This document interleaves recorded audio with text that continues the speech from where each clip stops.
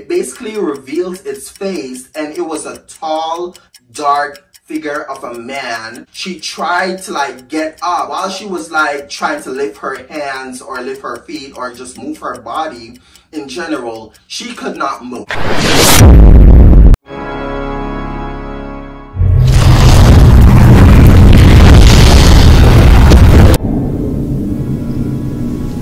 Psst. Psst. Yes, you.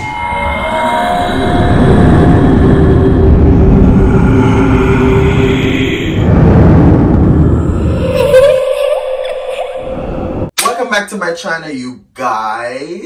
Make sure you like, comment, and subscribe. Join the family. Without further ado, make sure you follow me at _PrinceSham on Instagram, and make sure you add me on Snapchat at PrinceSham7895.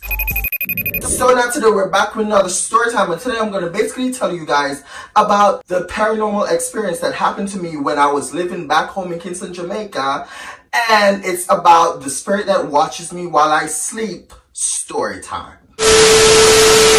But without further ado, let's get into this story time. So growing up in Kingston, Jamaica, you know, I always have paranormal stuff happening to me. I've been through a lot of paranormal activities. I've seen a lot. I'm very sensitive to the spiritual world. Like, I could feel whenever something is around. Now, before I get into this story time, I just want to say, for the non-believers, if you don't believe in these stuff and you take this whole thing for a joke, I would suggest that you guys please exit the video, because this video is obviously not for you. I would suggest click off this video, exit this video, and go watch my other story times. Now, I also feel that the reason why paranormal stuff always happens to me or finds its way back into my life is because I indulge in a lot of scary stuff. I feel like things like that always happen to me is because I'm feeding into it and whatever. And to also add up to it is that I'm also sensitive to the spiritual world too. So I feel like that's always another reason why I always, like, you know, have something, like some experience happening to me. Growing up, I was like really depressed, okay? I was always in a negative headspace. I was like really down in the depths of depression. So I feel like with me being in the dark space that I once was, I feel like I attract these negative, paranormal, evil, demonic spirits to me, okay? Growing up, I used to always think about, you know, ending my life, you know, killing myself and stuff like that. One is because of my sexuality. Two, because, you know, being bullied and stuff like this. And, you know, I used to fight a lot growing up. I feel like the reason why a lot of these experiences happened to me is because I was always in a negative headspace, and I am always thinking about negative shit 24/7. With this whole situation that had happened, I was asleep, obviously, during this situation, but I'm about to get into the story time and how this whole situation unfolded itself and what my aunt ended up telling me, and the reason for me knowing this information that I am about to share with y'all, okay? Growing up in Jamaica, I lived in a family household, a yard space that majority of my family like shared. It's a yard space with a bunch of section of houses in it. Like, it's a very large yard space, okay? The way the houses in the yard space was set up was, you got my grandfather and my grandma's house like right over here. You have my mom's house in the middle. You have my aunt's house, which is also connected to my mom's house. And then you have my uncle's house right around like towards the front of the yard, that is also connected to my aunt's house. I hope that makes sense. Now, this one particular day, I was home and my aunt was also home too. Throughout that entire day, I was basically just, you know, doing the regular stuff on my laptop, watching a lot of paranormal story time. While I was on my laptop, you know, I was watching, doing whatever kids do at that time. I really can't pinpoint exactly everything that I was doing, because I honestly buried this whole experience in the back of my mind. I remember this day, I was on my laptop in my room, you know, which is my mom's room because my mom, at the time, me and my mom shared the same room. But at this time, I was the only one using her room because she was no longer in Jamaica at the time. She was over here in Canada. Now, back to the story. I was on my laptop. I was watching, you know, scary stuff and, you know, other videos. Not just scary stuff, but I was watching videos on YouTube. It came down to the point where it was like late at night or whatever. And, you know, I decided that I was tired. I was sleepy. I then got off the bed, plugged in my laptop, placed it down. You know, I also had my TV on, so I ended up turning off the TV. I don't even know why I always turn the TV on, even though I never usually watch the TV. I'm always on my laptop, but that's besides the point. After I placed my laptop down and, you know, I plugged it in or whatever, I got back into bed, trying to get comfy or whatever to, you know, eventually fall asleep, basically. Now, the way my house is set up, like I was telling you guys earlier, is that my mom's house and my aunt's house is connected. And the way it's connected is that it's just one stair down into my mom's room and there's one stair up into my aunt's room. So it's connected by a stair and one door. Now that door is never closed. Growing up, my aunt never used to want me to like close that door, even though it's section of house. I need my privacy. But as a kid in Jamaica, you got no motherfucking privacy. There's no privacy in that household, okay? So that one door basically splits off two house or two rooms. Let's just say two rooms, okay? After I got into my bed, you know, start getting comfy to eventually fall asleep. One thing led to another. I eventually had fallen asleep. Now, while I was sleeping, my aunt was home. She was watching TV. One thing led to another. As the night progresses, the night went by. She eventually got tired, so she got into her bed. Now, the way her room is set up, you got her bed that is closest to the wall, and you got my cousin's bed also, which is in one room that is also closest to the wall. So her bed is like over here, and my cousin's bed is like right here, and you got the dresser with the TV. From my aunt's bed, you could look into my room. So I was sleeping.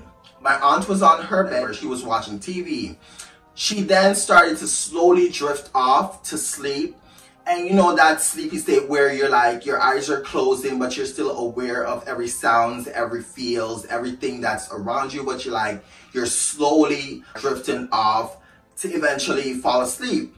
Now, while this whole situation was happening, she felt that something was off, like something was a bit off about her surroundings. She felt watched. She felt, oh my God, I'm getting the heebie-jeebies right now. I'm getting like the chills. Right now, as I'm telling this story, it's like pretty late at night. It's around 12 a.m. It's the 28th. So it's a totally different day while I'm recording this video right now. So it's like pretty late at night and I'm telling this scary ass shit. I'm home by myself and it's scary as fuck. She felt in her surroundings that it felt a bit off. It felt like someone was watching her, but nobody else was in the room except for her, her daughter, which is my cousin, and me down in my room. While she was in this sleepy state, she kind of opened one eye to like kind of like look around. But like at this point, it's pitch dark black in my room, a little light in her room, but the lights was off, but there was a little light in her room because of the TV, because again, she was watching the TV. Now, when she peeped out of one eye, she was like looking around. Of course, she didn't see anything, but like she kept on feeling that same intense feeling that she's being watched. While she was there trying to fall asleep, so you know, when you have your eyes closed, you could still see like shadows if someone walked past you or whatever. Now, while she was laying there, she felt someone pass her. She's like confused because it's only her, her daughter, and me in the house. And she already knew I was sleeping and my cousin was also sleeping. After she felt this feeling of, you know, someone walked by her or walked past her or whatever, she then opened her eyes. Now, when she opened her eyes, she was like, you know, looking around again. How can I like describe this? You know when you like open your eyes and your eyes is just doing that little weird thingy, so you have to kind of adjust your eyes to the darkness or whatever is around you in order to see whatever like you're trying to see. She was in that type of state where she was trying to adjust her eyes in order to see what just passed her. Now, as that whole situation was happening, she felt this urge to like look into my room. Now, while she was focusing on trying to see what was moving in my room,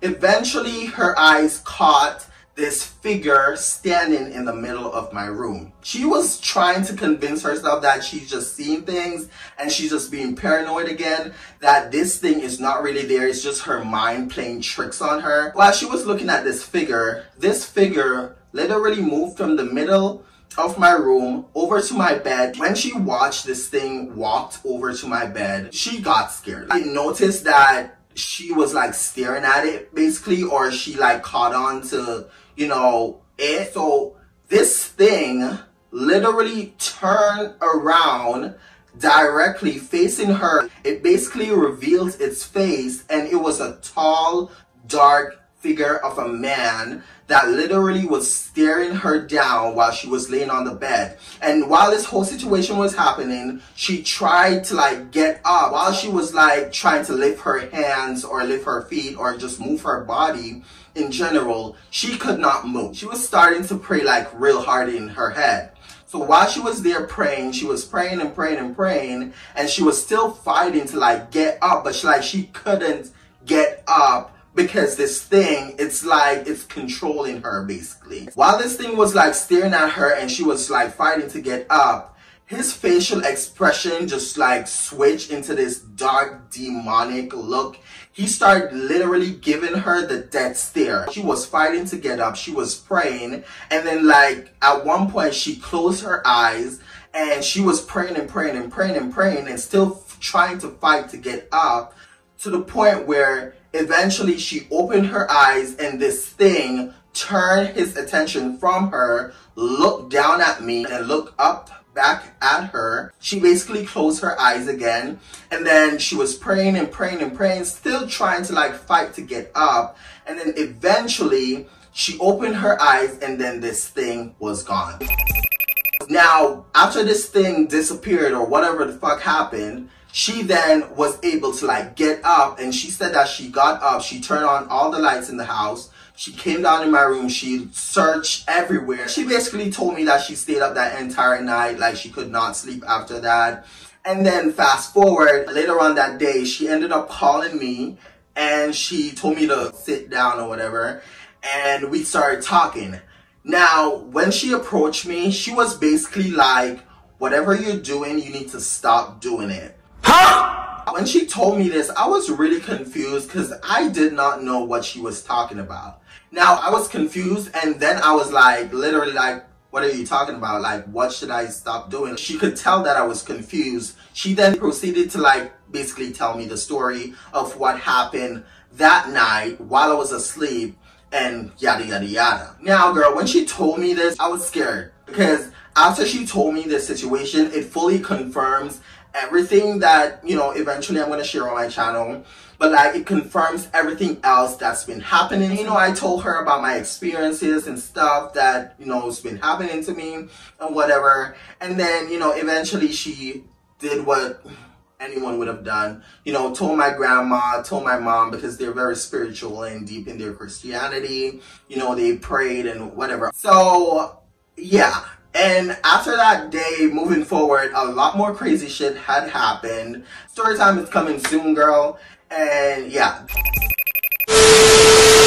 That's it for today, you guys. Make sure you like, comment, and subscribe. Join the family. And like I always say, make sure you love yourself and be yourself, period. And I'll see y'all in the next YouTube video. Wow. Bye-bye.